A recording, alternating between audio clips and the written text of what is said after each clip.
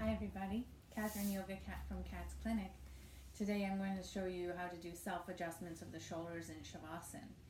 And this will be a wonderful benefit if you find you have trouble breathing, if you have a tight chest, tight shoulders, tight neck, if you work on the computer a lot or drive a lot or do any sort of work where your arms are forward and there's a tendency to hunch and round forward. Also great if you have kyphosis, a rounding of the upper back, or excessive kyphosis. So I'll show you first sideways and a bit of a back view of what we're doing, and you can practice if you wanted to warm up by doing some shoulder rolls, because basically that's the action most of us need. Is we're rounded forward and we need help to get these shoulders back and down. In a class you may have had the experience where a teacher comes over and asks if you want a shoulder adjustment, and if you experienced it, you may find that a common one is a teacher will take their curved hand like this, kind of cupped, and take the fingers alongside the inner shoulder blade, which I can't quite reach here, but scoop inside that shoulder blade from top to bottom, and then allow the upper and front shoulder to roll back. So what that does is create a nice opening in the front of the chest and positions the shoulder blade in a nice resting spot on the back of the rib cage. So I'm going to show you how to do that by yourself at home. And what I've done is set myself up here in readiness for Savasana with my mat, with my extra square, with my bolster. Now the extra square is for us special people who have a curvature like a scoliosis. And I'll show you, I would put that underneath my concave side. So for me that's the upper left. So the concave is where it's a valley kind of caving in, and if I put this here, it's going to even out my rib cage and my chest and help me breathe a bit easier.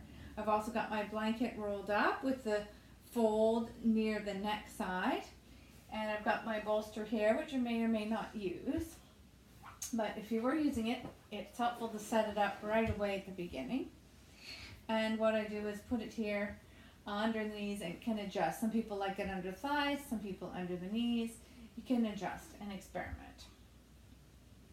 So a trick to get into Savasana to support the back, I like to bend the elbows, come down on the elbows, and then use the thumbs to slide from the bottom of the ribs, lower ribs, slide them down the lower back. So I'm sliding the skin and the muscles of the lower back down as I come down, and that's to create natural space. It's not to flatten the lower back. You see, I can still put my hand under, and there's a natural curve of the lower back away from the floor, but the sliding down is to help even it out and help stretch out any tight muscles in that area, give them some space. Same as when you stretch one leg out strong and straight and the other leg out strong and straight. That also gives you more space in the lower back. So now I need to adjust this little square a bit better to be exactly where I want it for shoulders. So here we go, the 3 different ways to do your own shoulder adjustment. And you may find this first one is easier with the knees bent, feet flat on the floor. I roll to my right, roll the shoulder up and down, and roll the arm from inside to out. Externally rotate. I'll show that again. Roll the shoulder up, down, and roll the shoulder out. Shoulder blade comes slightly in towards the spine. Then I come down. You see how I've got more space here. Then I would do the other side. And then come back and see, oh, do I feel even? No, I kind of need to do the right side again. That one usually comes a bit more forward, so maybe it needs a little help. Coming down. Then we say, okay, that's pretty even. If you wanted to do the second way, say you've got tightness in the sides of the neck, one thing you can do is reach down, hold the sides of the mat, and really extend, walk your hands down the mat as much as you can, and then externally rotate the arms from inner to outer. Then you'll find some more space in the neck. The third way to do the shoulders is a little more challenging. Bend the elbows like robot arms and point the fingers up towards the ceiling.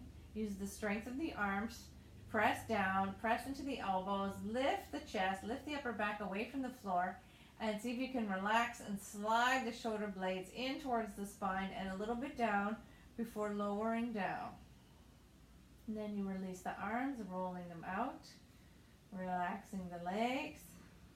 Make sure your pelvis is happy, your sacrum is happy. Now there's some other fine-tuning adjustments I need to do. My blanket is too high up. It needs to be right near where the shoulders are. And I'm going to check my alignment. So I lift from the roots of my neck. So the muscles that support the neck actually start in between the shoulder blades. So I want to think of using those muscles, lengthening those muscles, looking up and looking down. Oh, I seem a little crooked. See if I can get my front line of the body straight. You might see your pants show it. You might see one leg is off to the side more than the other. Adjust and then lengthen back down. You might need to roll and tuck the shoulders again. Check that your neck is free. And you want to have a nice position for your head. You don't want the chin in so that the neck is flat. You want a natural curve away from the floor. And you also don't want too much with your chin sticking up. This is more common what I see is chins up. So that means usually a more blanket is needed. Because you want to feel that the lower rim of your skull, called the occipital ridge, these bones here, the occiput, they kind of are like two marbles at the bottom of the skull. You want them to be comfortably resting on a blanket or on the mat if you're super open. If you have any tightness in the neck and upper shoulders, you probably would be best off with the mat. And then let the arms roll out, fingers are soft. Arms are about 45 degrees or so away from the torso, and that is to allow for a free and easy breathing around the entire rib cage. And then relaxing into your natural breath. Excuse me, you're no longer doing conscious breathing or specific practice, simply observing your breath, observing your body, watching the breath rise and fall from the inside. You can imagine you're taking in energy from the universal breath, the universal energy that comes in on the breath, and as you exhale, your individual energy, individual self is merging with the universal. However, that's simply an added bonus option. You may simply wish to rest into the floor, feel the support of the earth below you, let it rise up to meet your body. Know that that support is always available for you.